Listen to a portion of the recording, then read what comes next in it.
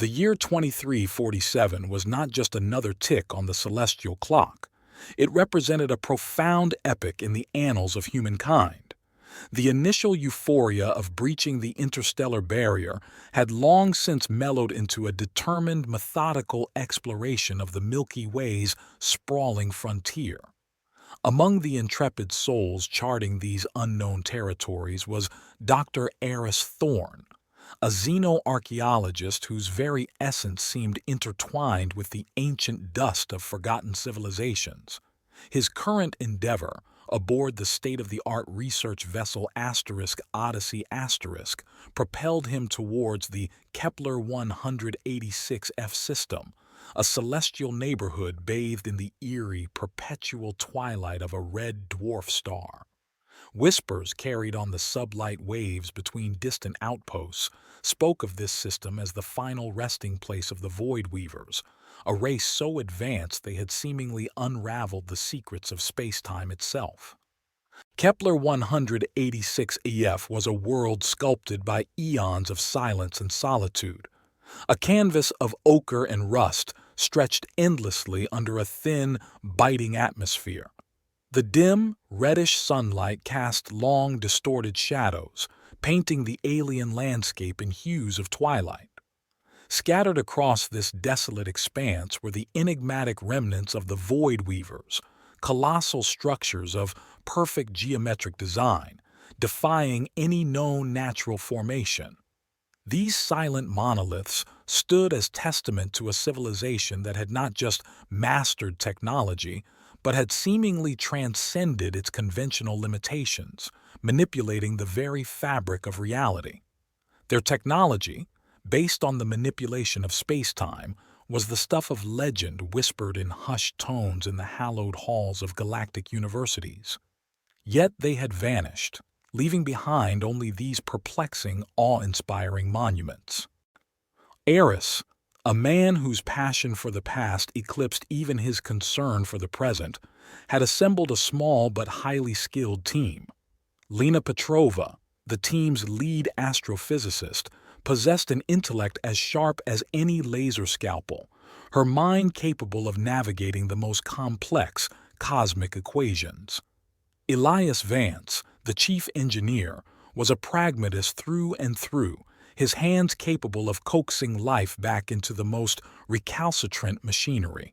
Sergeant Marcus Cole, a veteran of countless expeditions into the uncharted territories, was the team's unwavering shield, his presence a reassuring bulwark against the unknown dangers of alien worlds. Their base camp, a cluster of pressurized domes and scientific outposts, nestled in the shadow of the most imposing Void Weaver structure, a towering obsidian spire that pierced the planet's thin atmosphere like a colossal, polished fang.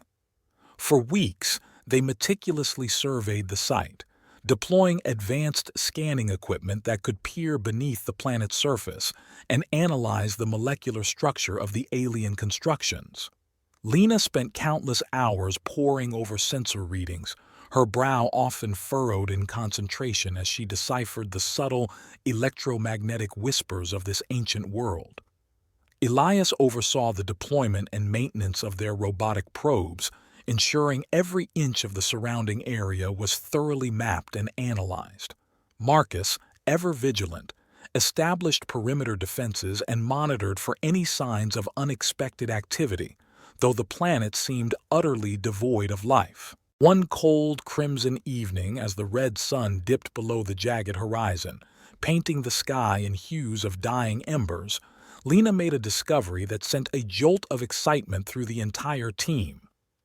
"Dr. Thorne," she announced over the comm system, her voice carrying a note of palpable thrill. "I'm picking up unusual energy signatures emanating from within the spire. They're not random fluctuations, Doctor. There's a distinct pattern, almost like a heartbeat." Aris, who had been meticulously examining a fragment of obsidian under a high-powered microscope, practically leaped to his feet, his eyes alight with anticipation. "A pattern. Can you isolate it, Lena? Show me the data."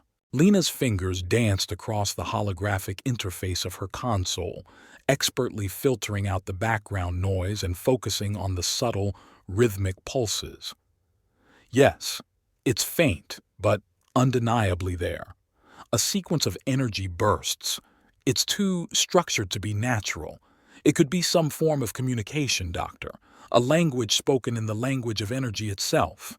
A thrill, sharp and exhilarating, coursed through Eris. A language?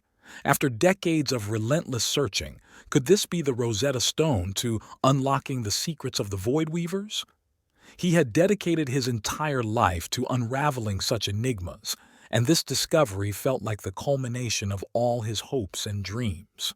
"We need to get inside that spire," Eris declared, his voice resonating with newfound urgency. "Prepare an entry team immediately. Marcus, I want full security protocols in place. Lena, Elias, you're with me." The obsidian spire presented an immediate and formidable obstacle. Its surface was seamless, polished to a mirror sheen, offering no discernible point of entry. Conventional methods of breaching the structure, thermal cutters, sonic drills, even carefully controlled explosive charges, proved utterly futile. The alien material seemed impervious to any force they could muster, absorbing or deflecting energy with unnerving efficiency. Days turned into nights as Elias and his team experimented with various techniques, their frustration mounting with each failed attempt. It was Elias, his brow furrowed in thought as he reviewed Lena's energy readings, who proposed a more unconventional, almost counterintuitive approach. "What if the energy signatures aren't just emanating from within," he mused, stroking his thick, salt and pepper beard, "but are also reacting to external stimuli? Perhaps there's a specific frequency, a harmonic resonance that will interact with the spire's molecular structure and create an opening, like a key turning in a lock, but a key made of sound." The idea seemed far-fetched, bordering on the mystical, but they were rapidly exhausting all conventional options. Elias and his team, fueled by a renewed sense of purpose, began the painstaking process of calibrating their advanced sonic emitters. They meticulously adjusted the frequencies, attempting to match the subtle, fluctuating patterns in the energy signatures Lena had detected. The base camp was soon filled with a low, almost imperceptible hum, a strange symphony of scientific endeavor echoing across the desolate plains of Kepler 186. Days blurred into a continuous cycle of experimentation and analysis. Finally, after what felt like an eternity of trial and error, a section of the spire's obsidian surface began to shimmer. The shimmering intensified, spreading like ripples across a still pond.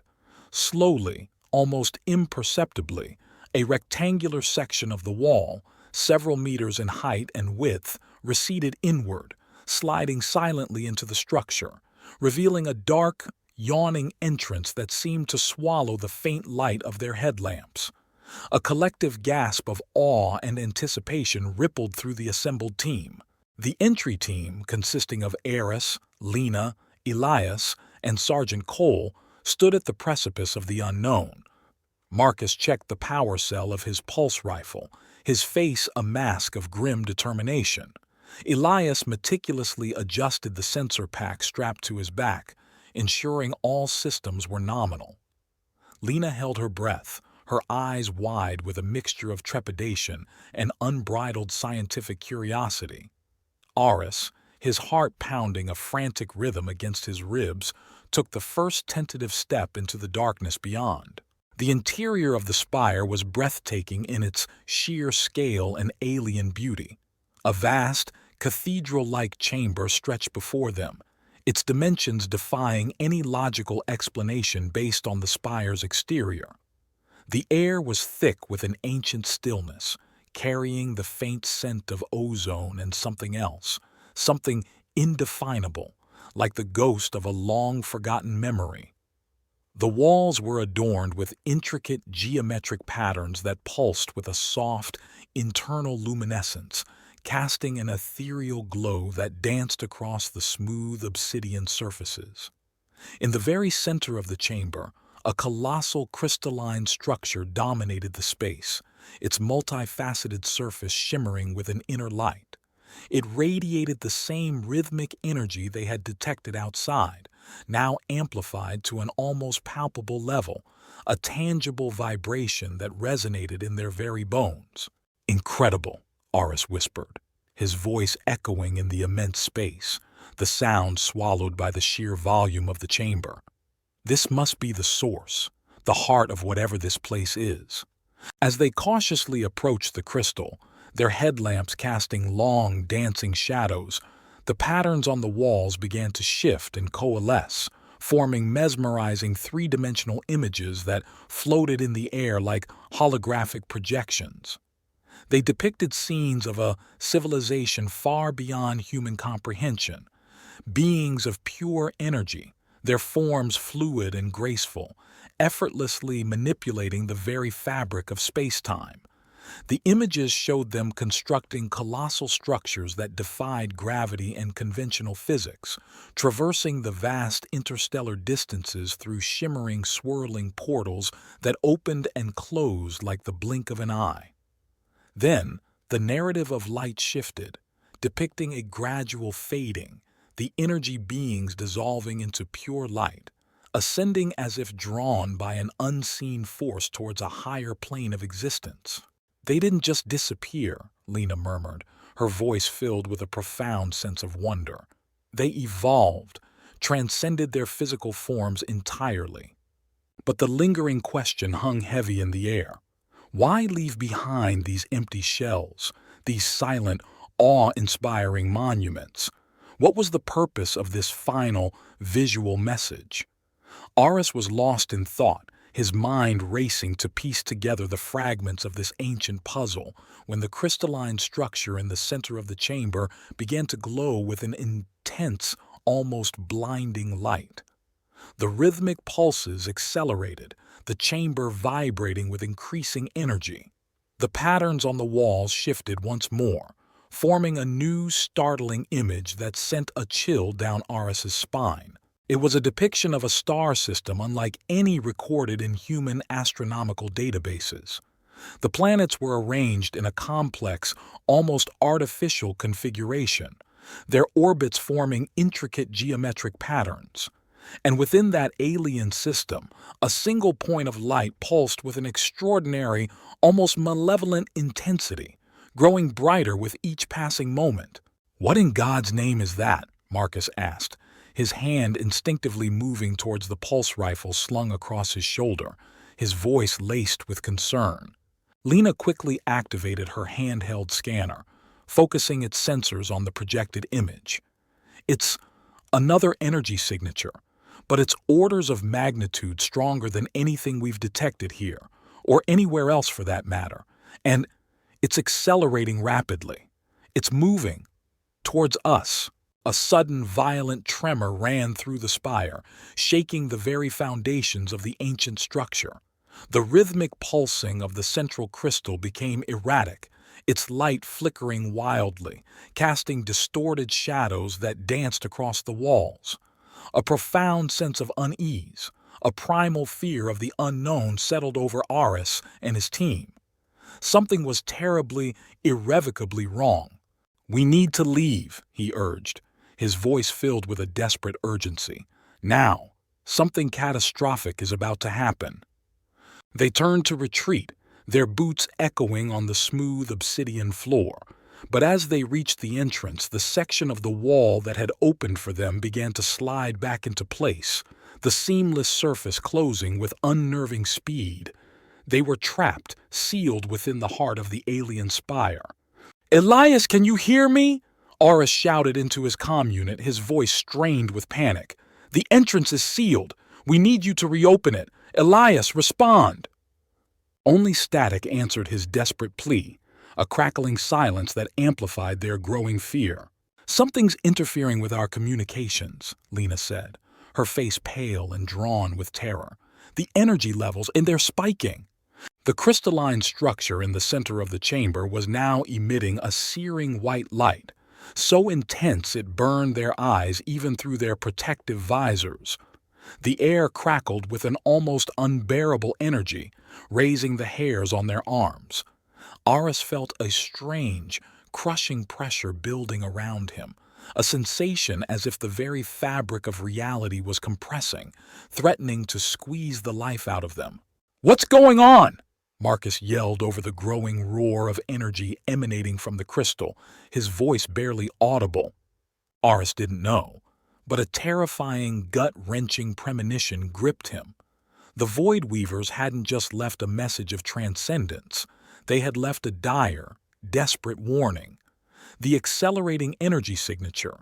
It wasn't just an approaching phenomenon, it was a predator, and they had just unwittingly opened the cage. The light intensified to an unbearable brilliance, and the last thing Aris saw before a wave of pure, incandescent energy washed over him, engulfing him in a blinding white void, was the image projected on the wall, the distant star system, and the single point of light growing larger, closer, with terrifying, inexorable speed, filling the entire field of vision.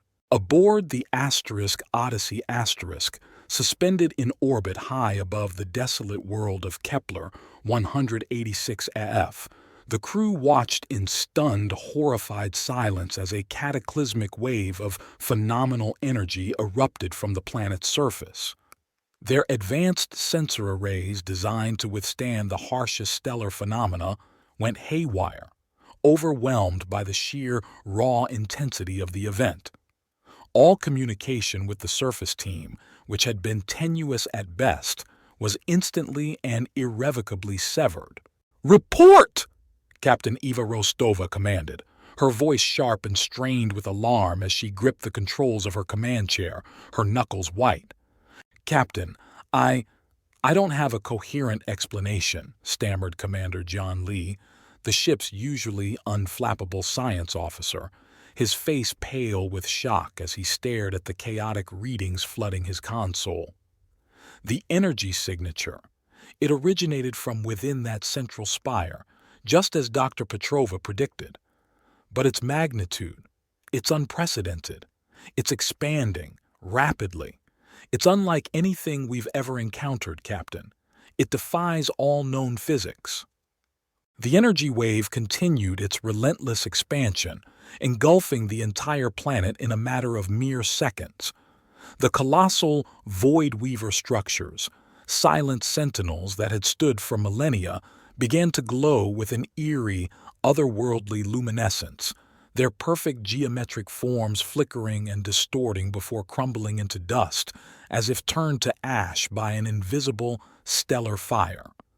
Kepler 186 F, once a silent testament to a vanished civilization, was now a swirling, incandescent vortex of raw, untamed energy, a miniature star born and dying in the blink of an eye. "We can't remain in orbit," Captain Rostova declared, her voice firm despite the tremor in her hands. "Helm, plot a jump vector to the nearest stable wormhole, maximum warp speed. Commander Lee, continue to monitor the energy readings. I want every scrap of data we can gather on this phenomenon." The Odyssey shuddered violently as its powerful warp drive engaged, tearing a hole in the fabric of space-time and propelling the vessel away from the doomed system at unimaginable speed. As they left the Kepler 186 F system behind, the crew couldn't shake the profound sense of dread and unease that permeated the ship. They had witnessed something ancient and terrible, a power that had annihilated an entire civilization and now threatened to spill out into the wider galaxy like a galactic plague. Back in the relative sanctuary of the Altair system, light years away from the catastrophe, the crew of the Odyssey began the arduous and emotionally draining task of analyzing the fragmented data they had managed to collect in their hasty retreat. The information was incomplete, often corrupted by the sheer intensity of the energy surge, but a disturbing, terrifying picture began to coalesce. The energy signature.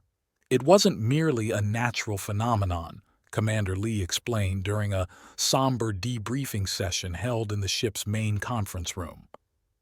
Holographic projections of sensor readings flickered erratically in the air, displaying chaotic waveforms and incomprehensible power fluxes. It possesses an artificial quality, a directed intelligence that is both alien and profoundly disturbing. Its power output, it's almost incalculable.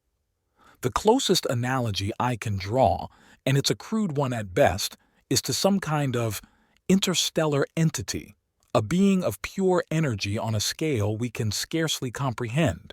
And the Void Weavers? Captain Rostova pressed, her gaze fixed on the swirling energy patterns displayed in the holographic projection, her mind still reeling from the loss of Aris and his team. Their transcendence, was it a form of escape? A desperate flight from this entity? Lena Petrova, her face etched with a mixture of grief for her lost colleagues and an almost clinical scientific curiosity, offered her grim theory. Based on the fragmented imagery we recovered from within the spire, and Dr. Thorne's initial incomplete analysis, I believe the Void Weavers encountered this entity eons ago. They likely tried to understand it, perhaps even attempted to harness its immense power. But it overwhelmed them. Their so-called transcendence. It wasn't an evolution, Captain. I believe it was a desperate, collective attempt to escape its reach, to shed their physical forms and become something less tangible, less vulnerable to its destructive force. Captain Rostova turned to Commander Lee, her expression grave. And the spire? What was its true purpose? Commander Lee activated another holographic projection, this one displaying a complex cross-sectional diagram of the obsidian spire. Dr. Thorne's preliminary notes, salvaged from his damaged equipment on the planet's surface, point to a chilling possibility. He theorized that the spire wasn't merely a monument to their civilization, but a highly sophisticated containment device. The rhythmic energy pulses we detected weren't just a form of communication or a byproduct of their technology. They might have been a component of a complex stasis field designed to keep this entity dormant, locked away for millennia. A heavy, oppressive silence descended upon the conference room. The implications of this revelation were staggering, almost unbearable to contemplate. Their well-intentioned attempt to unlock the secrets of the Void Weavers to further humanity's understanding of the universe might have inadvertently triggered a galactic catastrophe, unleashing a stellar horror that had lain dormant for eons. The Odyssey's detailed report, meticulously documenting their terrifying encounter, was transmitted back to the United Earth Federation headquarters on Mars. The information sent shockwaves through the galactic community, reaching the far corners of known space. The United Earth Federation Council convened an emergency session of the Galactic Council, bringing together representatives from dozens of allied species.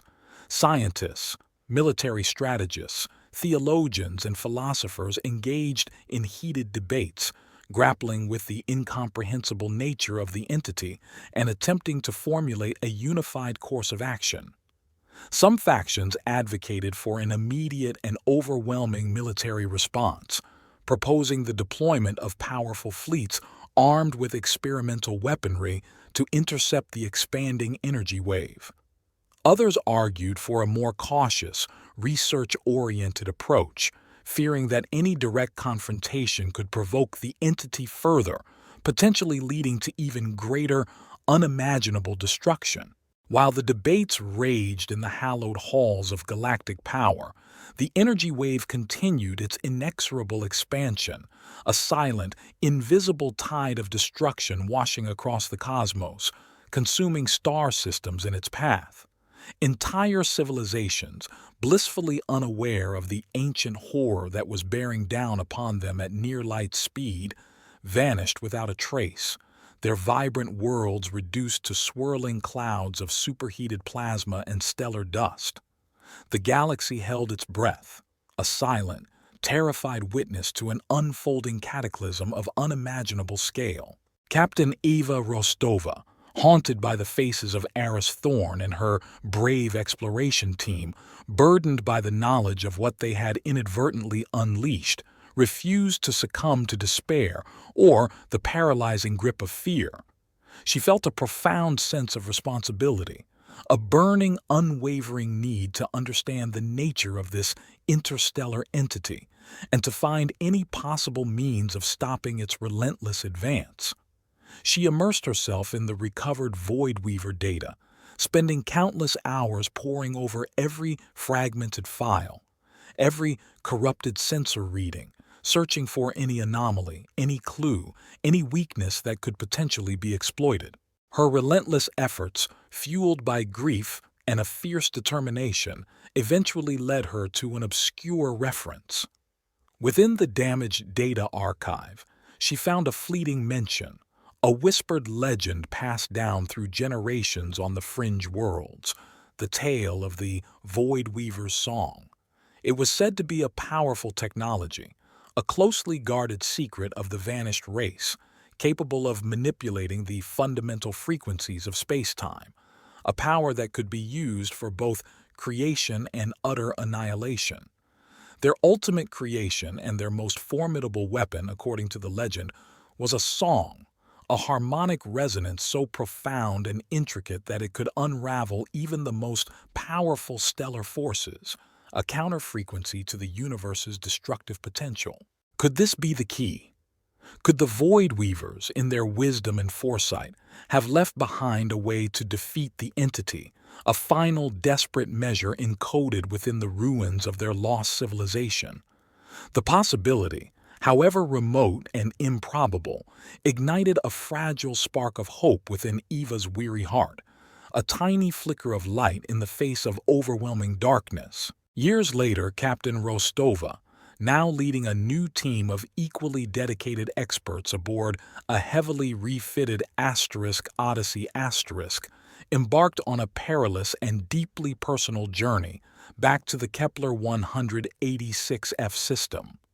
The energy wave had long since passed through the region, leaving behind a hauntingly empty expanse of distorted space-time, a chaotic graveyard of shattered worlds and stellar remnants, a silent testament to the entity's devastating power. But amidst this stellar debris, Eva clung fiercely to the belief that the answer, the key to salvation, lay hidden somewhere within the ruins of the Voidweaver's legacy. After weeks of meticulous searching, scanning the remnants of shattered moons and drifting asteroid fields, they located another, smaller Voidweaver structure. Remarkably, it remained relatively intact, buried beneath the fractured surface of a moon that had once orbited Kepler 186F, now a collection of jagged, icy fragments.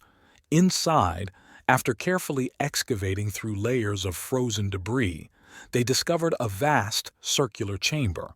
The walls were lined with intricate arrays of crystalline resonators, humming with a faint, almost imperceptible energy, a subtle vibration that hinted at the immense power they once held. In the very center of the chamber, resting on a pedestal of polished obsidian that seemed untouched by the surrounding devastation, was a single, perfectly preserved crystal shard. It pulsed with a soft, ethereal light, radiating an aura of ancient power and untold potential. "This has to be it," Lena Petrova, who had bravely rejoined Eva's crew, her scientific curiosity and sense of responsibility undimmed by their previous harrowing experience, said with a profound sense of awe and reverence. The Voidweaver's song. But the crucial question remained: how could they activate it?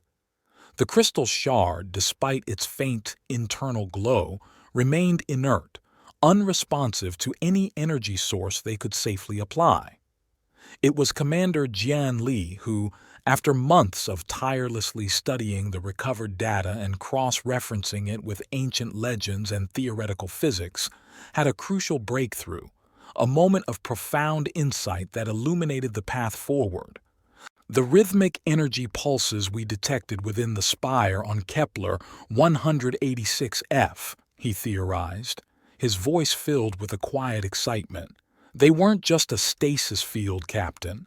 They were a component of the song itself. A fragment, perhaps, designed to resonate with a larger, more complex structure like this chamber and these resonators. Working with a renewed sense of urgency, Commander Lee and his team began the painstaking process of reconstructing the original energy pattern from their salvage data, piecing together the fragmented rhythms and frequencies like an ancient celestial melody. They then embarked on the incredibly delicate task of calibrating the crystalline resonators within the chamber to precisely match this complex pattern, hoping to create a harmonic resonance that would awaken the dormant crystal shard and unleash the full power of the Void Weaver's song. The process was fraught with peril, a tightrope walk between salvation and utter destruction. One wrong frequency, one minor miscalculation could trigger a catastrophic energy release, potentially destroying the chamber, the crystal shard, and everyone within it. But Eva and her team, their faces etched with determination and a shared sense of purpose, pressed on, driven by the desperate hope of saving not just humanity, but the entire galaxy from the encroaching darkness. Finally, after what felt like an eternity of meticulous adjustments, countless simulations, and nerve-wracking calibrations, the moment of truth arrived. The air in the crystalline chamber crackled with anticipation. Captain Ava Rostova, her heart pounding in her chest, took a deep breath and gave the long-awaited command. "Initiate the sequence." A low, resonant hum filled the chamber, as the intricate network of crystalline resonators began to vibrate in perfect unison, their faint energy signatures coalescing into a unified, shimmering field that enveloped the entire space. The crystal shard in the center of the chamber pulsed brighter, its ethereal light intensifying, shifting through a spectrum of breathtaking colors until it filled the entire chamber with a soft, otherworldly glow. Then, a sound emerged. It wasn't a sound that could be perceived by the human ear in the conventional sense, but rather a profound vibration that resonated deep within their very beings, a symphony felt rather than heard. It was a pure, ethereal melody, a song woven from the very fabric of space-time itself, a harmonic resonance of phenomenal power and breathtaking beauty. It was the Void Weaver's song. Eva and her team, their faces illuminated by the radiant light, carefully directed the focused energy of the song, channeling its intricate frequencies towards the approaching energy entity, which was now a colossal vortex of swirling destruction, a galactic maelstrom looming on the very edge of the Milky Way, threatening to engulf everything in its path. As the harmonic resonance of the song reached the entity, something extraordinary began to happen. The relentless expansion of the vortex slowed, its chaotic energies fluctuating erratically, responding to the precisely tuned frequencies like a wild beast being soothed by a gentle hand. The song was working. It wasn't directly attacking the entity with brute force, but rather unraveling it from within, disrupting its fundamental structure at a subatomic level. The precisely crafted frequencies were like a key turning in a lock, slowly but surely dismantling the entity's cohesive form, its chaotic energy being gently guided and diffused. The ensuing battle was not one of explosions and destruction, but a delicate, intricate dance of harmonic resonance against raw, stellar power. It was a galactic symphony of creation battling against destruction, a testament to the incredible ingenuity and profound foresight of the long-vanished Void Weavers. Eva and her team held their breath, their eyes fixed on the readings, pouring all their mental and technological resources into maintaining the intricate frequencies, amplifying the song's power and carefully guiding its influence across the vast gulf of interstellar space. Slowly, agonizingly, the energy entity began to dissipate, The colossal vortex shrank, its swirling chaos becoming less defined, its destructive power visibly waning. Fragments of pure energy, once part of the unified entity, drifted away like dying embers scattered on the stellar wind. Finally, with a last, fading shimmer, the entity was gone, its terrifying presence erased from the fabric of space-time, leaving behind only the silent, starlit void. The Void Weaver's song had prevailed. The galaxy was safe, at least for now. The crystal shard, the source of the song, remained active within the chamber, its ethereal melody now a constant, silent presence in the Kepler 186F system, a beacon of hope and a guardian against any future incursions from the void, a testament to the enduring power of a civilization that had faced the ultimate threat and found a way to overcome it. Humanity had learned a profound and humbling lesson that day.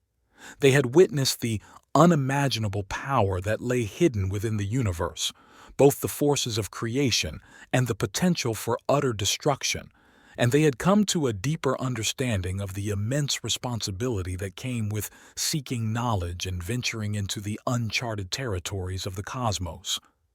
The echoes of the Void Weavers, once a faint whisper in the red dust of a forgotten world, now resonated with a newfound clarity, a powerful reminder of the delicate interconnectedness of all things and the enduring strength of hope and ingenuity in the face of universal uncertainty. Captain Eva Rostova, standing on the bridge of the Odyssey as they charted a course for home, looked out at the familiar, comforting glow of distant stars.